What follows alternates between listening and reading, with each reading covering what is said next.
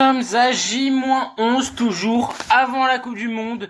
Nous sommes sur la preview numéro 38, dédiée à la Croatie. La Croatie qui est d'ailleurs le seul pays à avoir participé à une finale de Coupe du Monde. En tout cas, le plus petit pays à avoir participé à une finale de Coupe du Monde. Parce que là, on va pas parler de leur maillot, quoi. Ce qu'on a demandé, des pubs Lustucru? Non. Bah alors, on n'a pas besoin de ces maillots, je suis désolé. Ça, c'est Lustucru qui va les porter. 4 sur 10, voire 3 sur 10. Les maillots sont juste dégueulasses. Vraiment, on n'a pas demandé une pub Lustucru une fois de plus, hein. On a demandé un maillot de la Croatie. Donc, non, les maillots, non, juste, je peux pas. Je les ai vus en magasin pour essayer de revoir. Non, c'est juste immonde. Et donc, forcément, c'est dégueulasse, hein. On va regarder historiquement en foot maintenant, puisque c'est mieux que les maillots en tout cas. Et quand on regarde, c'est quand même à peu près solide. 11e actuellement, rang moyen 20e, et ça s'est toujours stabilisé autour du 20e rang. Il y a juste du coup le début du pays, hein, puisque tout simplement à cette époque-là le pays était tout jeune, il avait seulement 3-4 ans, donc forcément c'est compliqué de se mettre en place dans cette situation, et donc forcément c'est assez particulier leur contexte géopolitique. Puisque là, on va le voir, la première Coupe du Monde où ils auraient pu participer, c'est 94, mais ils n'y ont pas participé. Et donc, on va commencer pour cette fois en 98, parce que j'ai envie de faire une exception au vu de la Coupe du Monde qu'ils ont fait. Je rappelle que c'était la première Coupe du Monde de leur histoire, et donc ils commencent dans un groupe H relevé avec l'Argentine, la Jamaïque et le Japon. Bon, ça allait, mais c'était quand même plutôt relevé.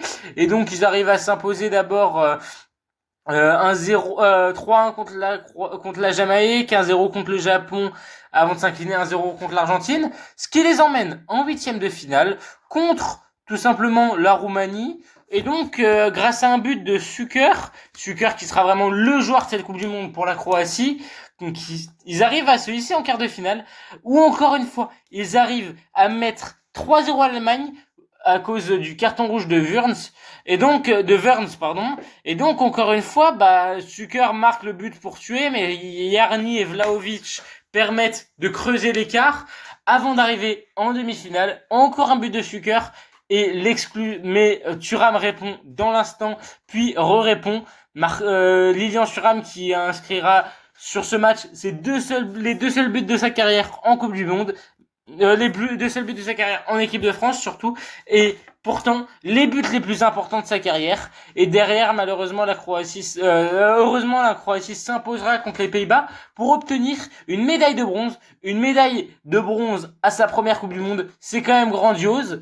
Et donc ils reviennent en 2002 plus sur deux tout simplement, et en 2002 ils vont vite déchanter, hein, dans ce groupe G. Ce groupe avec le Mexique, l'Italie et l'Équateur, groupe très relevé, hein. Et donc, d'abord, ils s'inclineront contre le Mexique avant de s'imposer contre l'Italie. L'Italie qui ira loin dans cette Coupe du Monde avant de s'incliner contre l'Équateur. Et donc, ça les empêche une fois de plus de participer à la phase éliminatoire. Et en 2006 ils reviennent, donc moins sûr, et logiquement, puisque dans le groupe F avec le Brésil, l'Australie et le Japon, ils feront seulement nul contre le Japon et contre l'Australie. Ça ne leur suffira pas pour se qualifier malgré leur victoire, à cause du fait qu'ils n'ont pas eu de victoire. Il y a eu cette défaite 1-0 contre le Brésil où ils auraient pu faire mieux. Et on voit que c'est quand même un creux générationnel pour cette équipe croate, puisqu'ils ne participent même pas à la Coupe du Monde 2010, avant de revenir en 2014 où ils participent seulement en phase de poule, dans ce groupe A avec le Brésil, le Mexique et le Cameroun, encore un groupe très relevé. Et malheureusement, il y a cette défaite déjà contre le Brésil 3-1 lors du match d'ouverture. Puis cette victoire 4-0 avec le début d'une nouvelle génération dorée, Perisic, Mandzukic, avant malheureusement de s'incliner 3-1 contre cette belle équipe du Mexique. Et donc forcément c'est un peu incertain, et donc ils reviennent en 2018 en se disant qu'ils veulent faire mieux, qu'ils veulent cette fois passer les poules.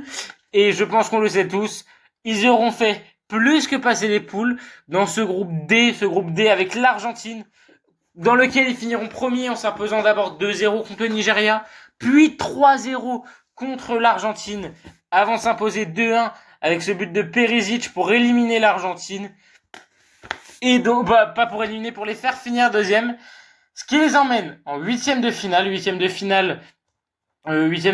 ils retrouveront huitième de finale évidemment, où ils vont retrouver le Danemark en s'imposant au tir au but de très peu, 3-2 seulement, une séance de pénaux dégueulasse, avant d'arriver en quart de finale cette fois.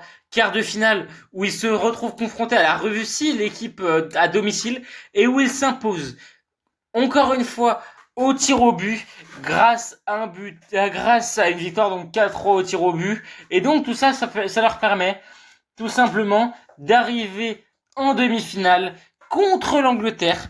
Encore une fois, ils s'imposent en prolongation avec ce but de Mandzukic, avant d'arriver évidemment dans cette sainte finale où ils s'inclineront 4-2.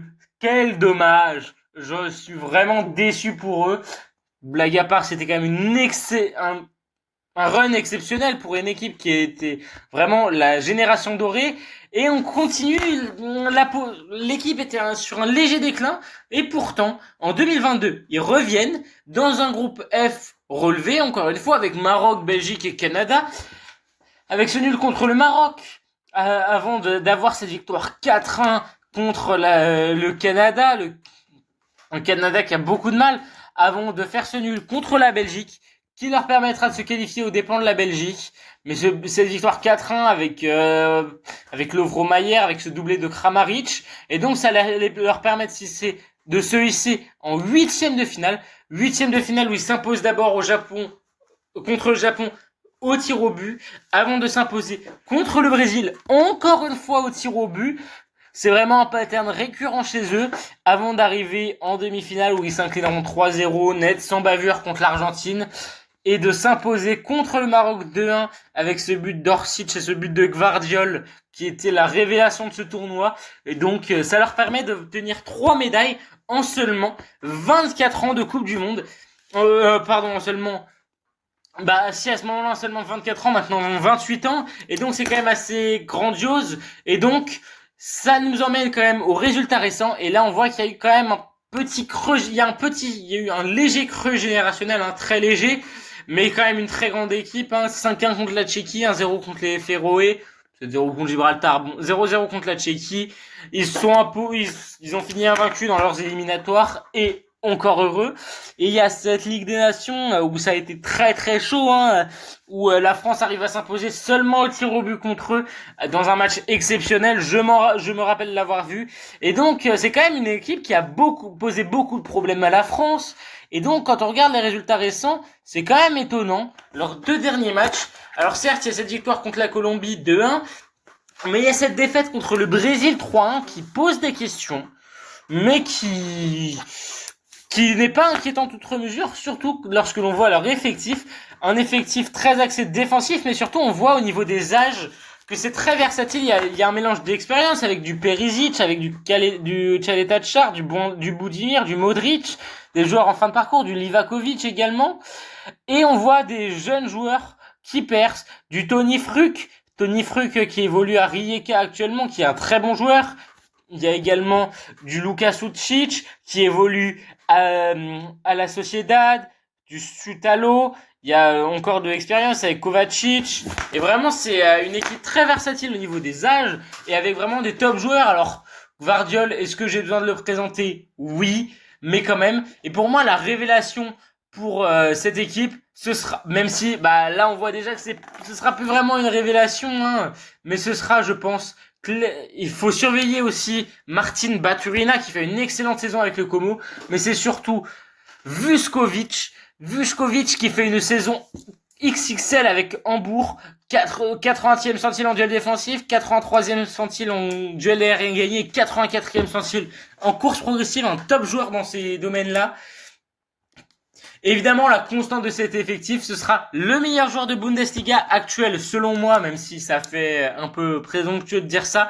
Mais évidemment, le grand Luka Modric, 93e centile en pourcentage de passe vers l'avant, 97e centile en passe progressive réussie, 79e centile en course progressive. Alors certes, il n'y a plus les cannes, Mais franchement, 3016 minutes jouées cette saison et toujours un top joueur, toujours top 20 milieu du monde. Et ça, c'est quand même étonnant de sa part.